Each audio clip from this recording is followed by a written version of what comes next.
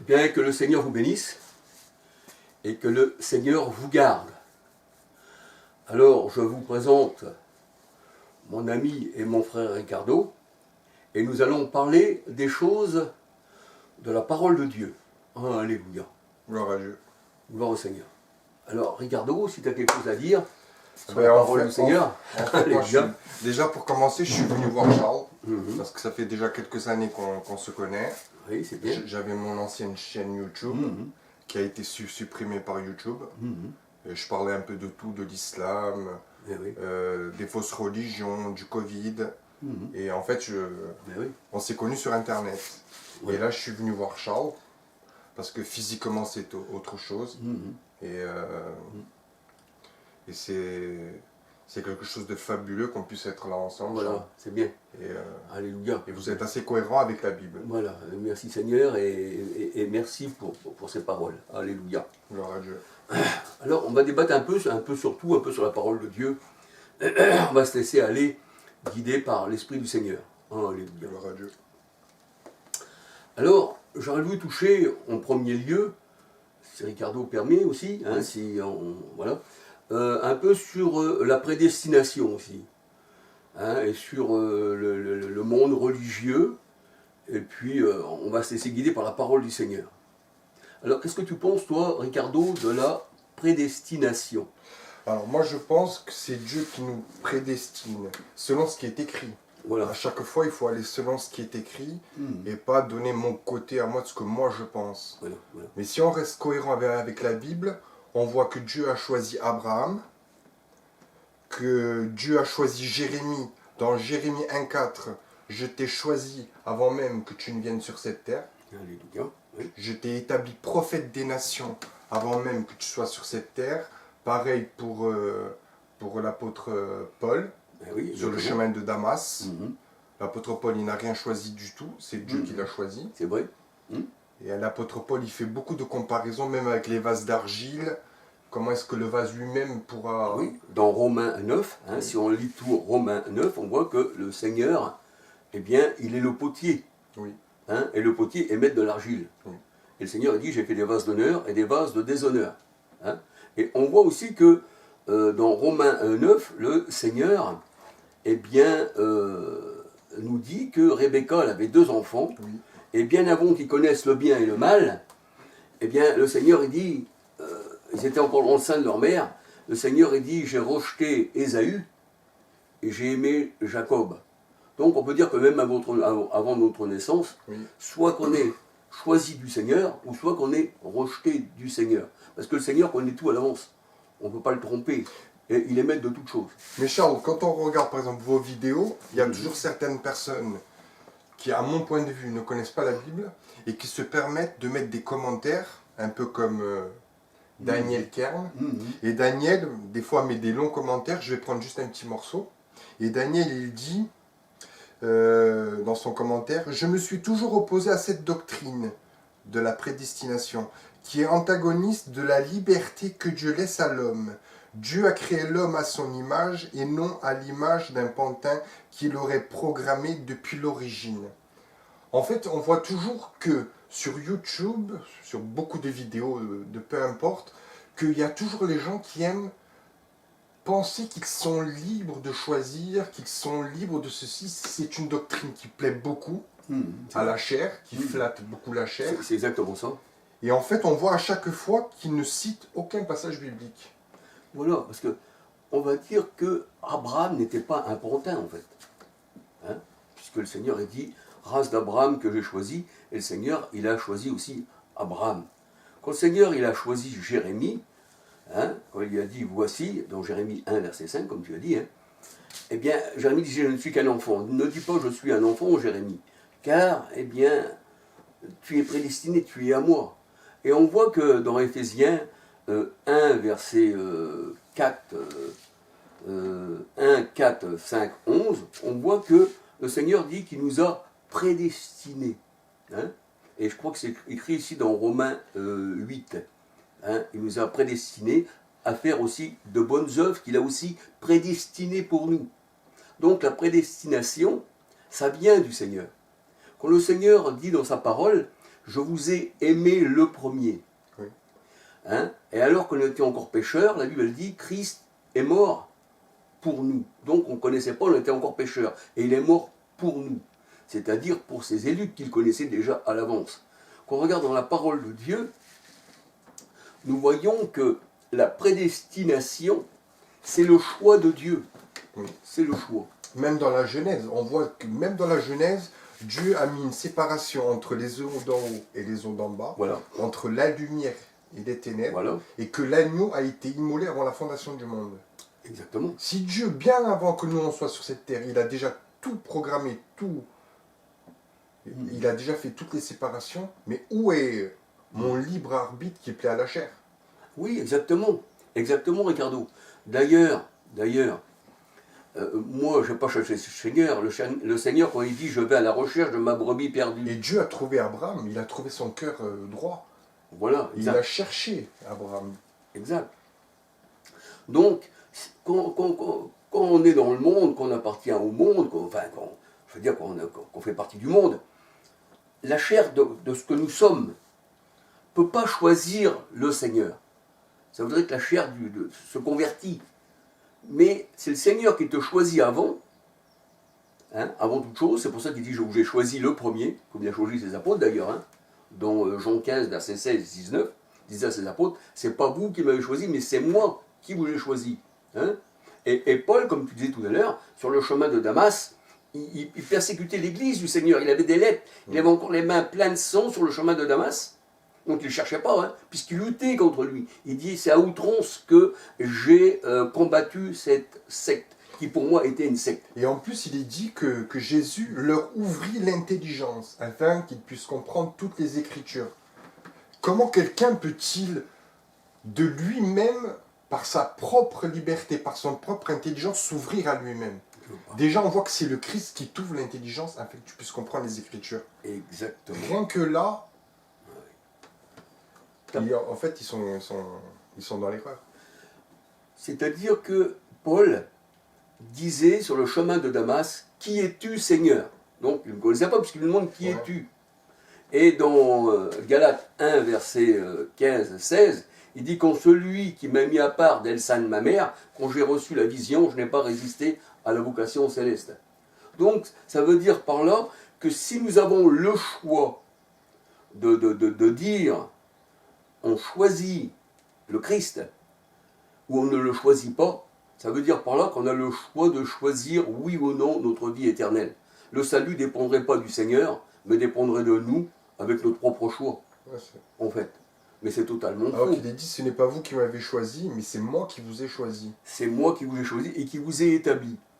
Et même quand dans l'Ancienne Alliance, nous voyons dans la parole de Dieu que le Seigneur, quand il expliquait certaines choses, il disait à Abraham, tu iras dans ce lieu que je choisirai. Donc même les lieux ont été choisis par le Seigneur. Et on voit aussi encore dans Actes 16, 6, 7, dans la parole de Dieu, on voit que les disciples poussés par l'Esprit Saint, la Bible elle dit, et l'Esprit du Christ ne permettait pas d'aller dans telle et telle ville, c'est-à-dire annoncer la parole. Donc ça veut dire que là, il y avait des gens qui ne devaient pas, hein, ils empêchaient là, il ne fallait pas y aller, ou du moins pour l'instant. Mais on voit que c'est toujours Dieu qui choisit. Oui. Le Seigneur, il a choisi 12 apôtres qu'il a envoyés. Même Pharaon, Charles. On voit que Pharaon a été prédestiné à élever la gloire de Dieu en Égypte. C'est ce qu'il est dit dans Exode 15. Si ça serait la propre personne qui s'élève elle-même pour choisir ce qu'elle veut elle-même, en gros, Pharaon a été prédestiné à la gloire de Dieu. Oui, c'est ce qu'il est écrit dans Exode 7, verset 3. Oui. L'Éternel endurcit le cœur de Pharaon. Mais quand l'Éternel endurcit le cœur de Pharaon, le Seigneur dit, j'ai endurci le cœur de Pharaon pour ma gloire. Ouais, Parce que quand Pharaon s'est ligué contre l'Éternel, il fallait que toute l'armée d'Égypte se ligue contre Moïse, contre l'armée, et que là le Seigneur agisse et qu'il fasse voir sa gloire, eh bien, à Pharaon, fasse voir aussi sa gloire aux Hébreux, parce que la parole de Dieu, elle dit, après avoir vu ceci, eh bien, les miracles de la mer Rouge et tout, hein, les Hébreux ont cru à l'Éternel. Donc, il fallait que Pharaon ait le cœur endurci pour que Dieu puisse juger aussi les faux dieux d'Égypte. Parce qu'il y avait le dieu du Nil, il y avait le dieu... enfin, il y avait plein de dieux en Égypte. Eux-mêmes étaient les dieux d'Égypte. Voilà, on voit que le dieu du Nil, il n'a pas pu eh bien s'opposer que les eaux soient rouges, que les ruisseaux, même dans les vases de bois, l'eau soit rouge, hein, qu'elle soit transformée en sang. C'est ce que nous voyons, hein, les dieux. Le roi Pharaon, qui se disait le roi soleil, n'a pas pu empêcher eh bien, les ténèbres qui se trouvaient sur l'Égypte. Et pourtant, le peuple hébreu était dans la lumière, oui, dans la lumière, et les Égyptiens, ils étaient dans les ténèbres. Donc le Seigneur faisait une séparation encore là. Le Seigneur nous parle encore par ces paroles-là. Parce que si les dieux d'Égypte auraient été sages et intelligents, et qu'ils se seraient ouverts de eux-mêmes, ils auraient tout de suite compris que tout ce qu'ils faisaient, ça ne servait à rien. Ah oui. Ce qui n'était que pour leur propre mort. Ah oui. Et que le destructeur était descendu en Égypte. Le destructeur, c'est Dieu lui-même. C'est l'Éternel lui-même. Un peu comme l'ange de l'Éternel qui s'oppose à Balaam. Il est écrit que c'est Satan dans les concordances Strong. L'ange de l'Éternel vient pour Satan à Balaam. On peut voir que tantôt, Charles, certains choisissent. Dieu nous a choisis, Dieu lui-même nous a choisis pour la vie éternelle, et Dieu a choisi des autres pour qu'ils soient en opposition à lui-même, un peu comme Balaam, les pharaons, exactement, les pharisiens. Exactement. Et d'ailleurs, le destructeur, on le voit que c'est Dieu lui-même, puisque c'est lui qu'on voit les 10 plaies d'Égypte. Oui. Donc c'est lui, c'est pas quelqu'un d'autre. Ça serait pas une... Et tu as certaines traductions, Charles, qui les dit l'exterminateur. L'exterminateur. Mais c'est Dieu qui extermine. Il est le Tout-Puissant, il a pouvoir sur toute chose, et il est toute chose, la parole de Dieu nous dit. Donc nous voyons que les Égyptiens, nous voyons aussi que, eh bien, Pharaon, eh bien, c'était, on va dire, même des instruments, hein, puisque le Seigneur avait comment on va dire, pour son cœur, il avait endurci le cœur de Pharaon, pour qu'il soit un sujet... que ça puisse rendre gloire au Seigneur, que le Seigneur puisse montrer sa gloire dans le pays d'Égypte, en fait. Donc, nous sommes des instruments dans les mains de Dieu. Et c'est ce que dit la parole de Dieu, Ricardo. Je crois que c'est dans Acte 13, versets 27-28. La Bible, elle dit que tous les gens de Jérusalem, hein, c'est-à-dire qui se sont liés contre le Seigneur, ont accompli à la lettre tout ce qui était écrit de lui. Donc on peut dire que on ne peut pas résister le soldat romain quand il a mis le coup de lance au Seigneur afin que s'accomplissent les Écritures. Ça veut dire que tout était déjà prédestiné. Est-ce que le soldat romain il a dit attendez, je vais accomplir les Écritures et puis je vais y mettre un coup de lance, hein, et la parole de Dieu elle dit aussi que dans la parole que tout s'est fait selon les Écritures. Partout on voit dans la parole de Dieu. Hein. Et que l'agneau a été immolé avant la fondation du monde. Voilà. Rien que ça veut tout dire. 1 Pierre 1, 19, 20. Hein. Rien que ça veut tout dire que l'homme, il va choisir, il va rien choisir du tout. C'est Dieu qui nous choisit, c'est Dieu qui nous ouvre l'intelligence afin d'aller soit pour la vie éternelle, soit un peu comme Pharaon, afin de manifester sa propre gloire, qui donne la mort pour eux, et la libération pour les Juifs qui sont sortis d'Égypte. Et il est dit dans Romains 9 que le Seigneur il fait des vases d'honneur et des vases de déshonneur. Hein. Il y en a qui sont faits pour la vie éternelle et d'autres pour la mort éternelle. Et donc 2 Timothée 2, 20, 21, il est dit que celui qui est sanctifié est un vase d'honneur. Donc celui qui se sanctifie et qui marche selon la parole, c'est qu'il a déjà été choisi du Seigneur avant sa naissance. Mais il va se sanctifier, pourquoi? Parce que le Seigneur l'a fait qu'il sera sanctifié, il sera un vase d'honneur. Un peu, Charles, un peu comme toutes les fausses religions qu'il y a sur terre. Toutes ces fausses religions qu'il y a sur terre sont des instruments que Dieu se sert pour amener tous ces gens-là à l'horreur éternelle. Un peu comme en Égypte. Voilà, exactement. Parce que nous savons que quand le Seigneur est venu, quand il a dit à Pierre, tu es Pierre, sur ce roc, sur cette pierre, c'est-à-dire sur la confession de ce que tu dis, tu m'as reconnu tel que je suis le Christ, eh bien je bâtirai mon église et tu vas paître mes brebis. Mais on voit que c'est Christ qui bâtit son église. Et l'église a été bâtie. Et on voit que les disciples, dans Éphésiens 2, 11 à 23, que les disciples, leur doctrine, qu'on appelle le fondement des apôtres, Ouais. c'est ça, hein, c'est la vraie doctrine, ça. Hein. Et Christ, il est la pierre angulaire. Parce que pourquoi on voit que l'église que le Seigneur a bâtie, c'est le fondement des apôtres, on dit aussi les actes des apôtres, hein, de ce qui s'est passé, et que Christ est la pierre angulaire. Et que nous, la parole de Dieu nous dit, on n'est pas bâti sur le sable, parce que le sable représente l'homme, Oui. représente la poussière, hein, représente l'homme. Le désert. Doctrine humaine. C'est pour ça que la parole de Dieu, elle dit que les pharisiens avaient annulé le commandement de Dieu, Au profit de leur tradition. voilà, des commandements d'hommes. Et c'est ça, manger le sable, c'est se nourrir de l'homme. Un Hein. peu comme le serpent Le serpent se nourrit de la poussière. de la poussière. Et les nations, dans Michée 7, 16, 17, la Bible elle dit, les nations lèchent la poussière comme le serpent. Hein. Alors c'est ça se nourrir de poussière, c'est d'avoir un faux enseignement, c'est ça être bâti sur le sable. Mais être bâti sur le rocher, c'est être bâti sur le Christ. Hein. Là c'est inébranlable en fait. C'est une escalade Ah oui, ah oui, ah oui. pour aller dans les hauteurs, etc. Voilà, oui, le rocher, c'est la hauteur en fait, c'est la montagne en fait. Hein, c'est la Et montagne. là, on voit clair. Voilà, c'est là que tu vois le paysage. Tu n'es pas dans les ténèbres, là, tu vois, là, tu es dans les hauteurs. Hein, plus que tu montes dans les hauteurs, plus que tu t'aperçois de l'étendue du monde en fait. Hein. Et si tu te jettes dans la terre, dans le trou, tu vois On rien. peut voir que tous ces religieux, le monde protestant, le monde catholique, musulman, la plupart, 90% se sont tous fait vacciner. On voit qu'ils suivent le monde et ils vont d'après le monde. Mais oui, Et en fait, ils sont prédestinés à la colère de Dieu. voilà. Ils sont prédestinés à la mort. C'est des religions humaines. C'est des Parce religions que humaines. quand le Seigneur est venu, il a bâti son église, son assemblée, hein, c'est-à-dire son troupeau, qu'on va dire. Hein. Mais quand on regarde, les catholiques n'existaient pas au temps du Seigneur. C'est venu après. Ouais, Hein. c'est Constantin. Mais les protestants n'existaient pas non plus. Et cependant, les disciples étaient quand même sauvés.